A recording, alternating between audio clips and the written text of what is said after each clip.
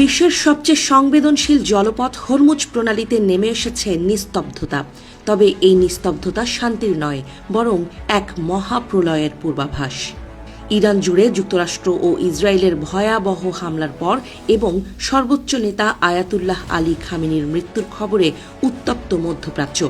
এরই মধ্যে তেহরান তাদের সবচেয়ে বড় ট্রাম্প কার্ডটি চালালো, বন্ধ করে দেয়া হলো কৌশলগতভাবে অত্যন্ত গুরুত্বপূর্ণ হরমুজ প্রণালী। এই এক সিদ্ধান্তে এখন থমকে যাওয়ার উপক্রম বিশ্ব জ্বালানি বাজার। গতকাল শনিবার রাত থেকে হরমুজ প্রণালী দিয়ে কোনো ধরনের জাহাজ চলাচল করতে দিচ্ছে না ইরানের ইসলামী রেভলিউশনারি গার্ড কোর IRGC।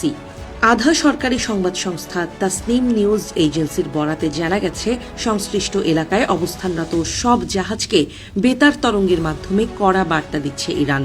সাফ জানিয়ে